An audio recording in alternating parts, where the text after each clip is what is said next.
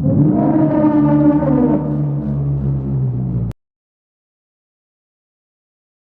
मुसलमानों को पकड़कर फिर अपने यहां ले आए। बादशाह को लुभाने के लिए वो कीमती तोहफे भी साथ ले गए।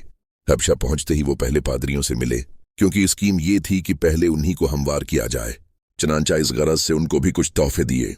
फिर उसके बाद दोनों बादशाह की खिदमत में हाजिर हुए और बड़ी नयाजमंदी से तोहफे पेश किए। फिर बोले, बादशाह सलामत, हमारे यहाँ से कुछ मुजरिम भागे हैं और उन्होंने हुजूर के यहाँ पनाह ली है। जहाँ पनाह, उन्होंने कौमी दीन से बगावत की है और हुजूर का दीन भी नहीं अपनाया है। एक न्याही दीन लेकर वो उठे हैं, उसको ना हम जानते हैं ना हुजूर।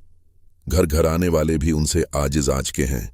चनांचा उनको लेने ही के लिए उन्होंने हमें भेजा है। वह उनकी रग रग से वाकिफ हैं और उनके अज़ाइम को अच्छी तरह समझते हैं।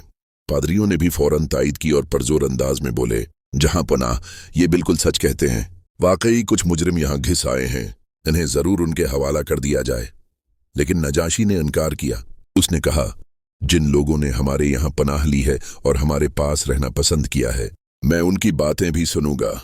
वो जहां कहीं भी हूं, हाजिर किए जाएं। जबकि यही चीज थी जिससे कुरैशी सफीर सबसे ज्यादा घबरा रहे थे। चनांचा मुसलमान हाजिर हुए तो बादशाह ने पूछा, सुना है कि तुम लोगों ने कौमी दीन छोड़ दिया और मेरा दीन भी नहीं अपनाया, और जो दूसरे दीन हैं इन सब से भी बीजार हो। सुना है कि तुम लोग कोई नया दीन लेकर उठे हो। आखिर वो कौन सा दीन है, क्या किस्सा है? अबू तालिब के बेटे हजरत जाफर भी मौजूद थे।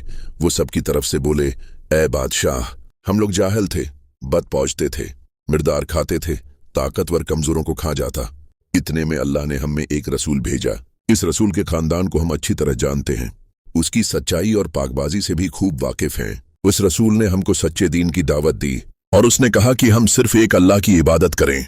यह सिलसिला अभी जारी है।